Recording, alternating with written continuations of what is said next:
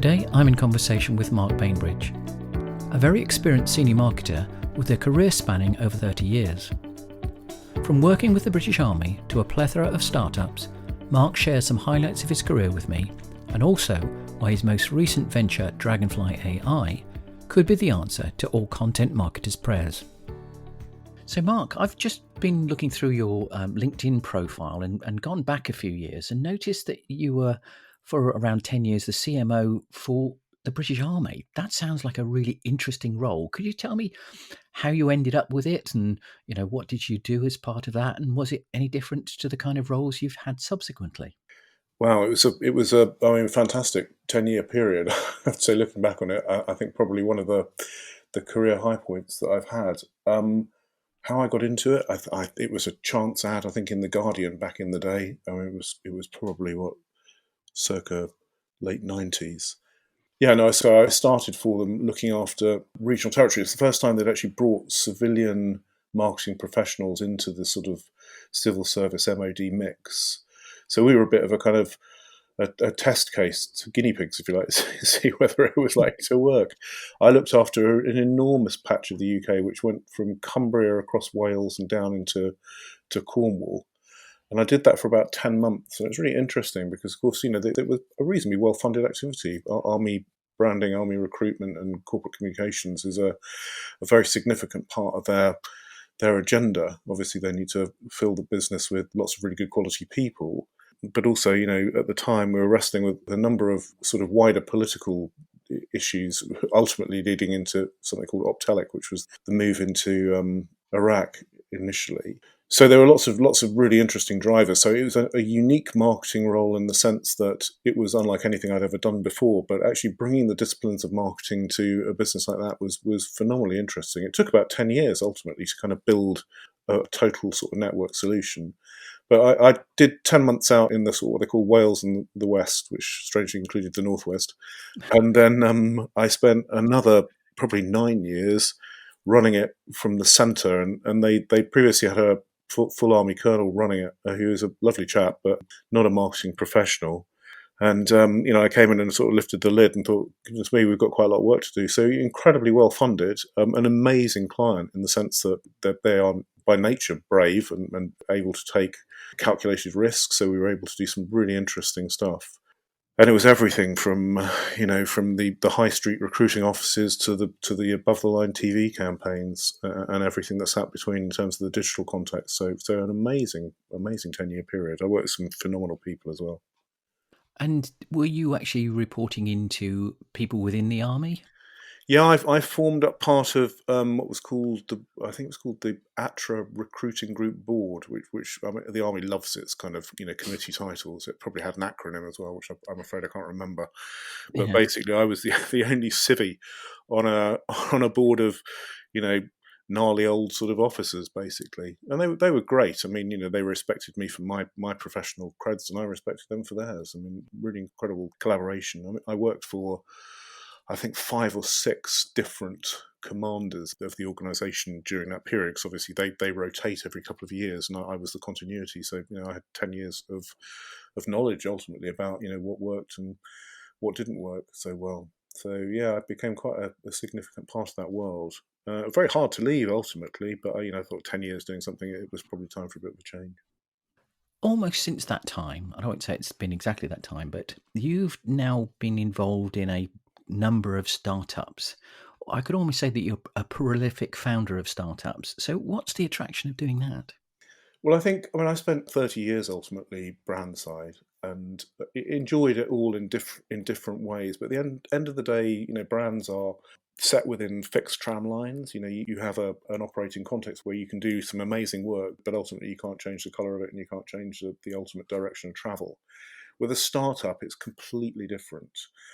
I mean, I love the variety. I suppose I quite enjoy the riskiness of it because if you knew half of what went on in a startup, and I'm sure you do from your own experiences, you probably wouldn't dash into it. But at the same time, it's an amazing ride. The most important thing I found is you've got to choose the right colleagues to work with. And I've had fingers burned, working with some, frankly, fairly disingenuous people. But getting the right team together, bunch of partners who you can put your trust in, and you feel you really complement each other's experience is vital. But at the same time, what it gives you is that ability to believe that you can do anything. Your latest venture is Dragonfly AI. What does Dragonfly AI offer? Great. Wow, I love that. So Dragonfly's story started actually about 2010, so it's been around for a little while. It was originally a research project, came out of Queen Mary University, and they were looking to give robotic devices human interpretation skills, so the ability to use what we call the precognitive state of the brain, the system one thinking within the brain, which is basically the biological functions. And what they're trying to do is to kind of draw from it effectively the visual decision making that the brain makes in the zero moment of truth. So this piece of research they conducted lasted for about 4 or 5 years. At the end of it, they came back to market and said, we've got the mathematical formula that the brain uses in that zero moment of truth to prioritize, what draws our attention. We were working for a company called Black Swan Data at the time. And Black Swan really liked this and said, well, look, we can help to productize this. So they did, and that's where the journey started. So what does it offer? So what it is, it's a suite of products which basically allow us to use that algorithm that the brain uses in the zero moment of truth. It commutes the algorithm into a heat map, and it shows us instantly where the attention priorities are in any content we see. So it's predictive analytics. It shows us in advance what human beings are going to see when they see our content. So we think that's a really powerful proposition. You mentioned zero moment of truth. Can you elaborate on what that means? So in the process of engagement with let's take content as the example, because that's what we sort of specialize in content performance optimization, is when the human being engages with a piece of content, the zero moment of truth is basically the biological process the brain is going when it's ingesting visual content. So we're separating system one, which is those kind of biological processes, from system two, which is our kind of top-down processing. So our kind of, the things that define us as human, our emotional response, our learned behaviors. So Dragonfly doesn't operate in that space. We don't do emotion at all. What we do is that zero moment of truth, that instantaneous view of what the brain is basically prioritizing from the content we see. Okay, so how does the Dragonfly AI product suite compare with things like iQuant and maybe even Hotjar? Yeah, so it does a different job, but the outputs will look similar. So Hotjar primarily is sort of looking at live web sessions and how people are using your digital assets. So that performs a very important job, but it's kind of post-cognitive. It's looking at what people are doing when they're on your site. iQuant do another slightly different job, which is basically they take your content and they compare it to a big battery of similar content in the cloud, and they come back and say, this is how content of your type typically performs, therefore this is how yours is likely to perform. What we do is we analyze uniquely with incredible precision, because we use the actual brain algorithm as the core of our IP, which allows us to see exactly what we see in any unique content instance. So, we're not comparing, we're not looking at sessions, we are predicting what human beings are going to see when they see your content. I was talking to David Mitchell, one of your co-founders, the Yeah. other day, and he mentioned this phrase, predictive visual analytics. Mm-hmm. Is that how you're encapsulating this predictive rather than descriptive analytics?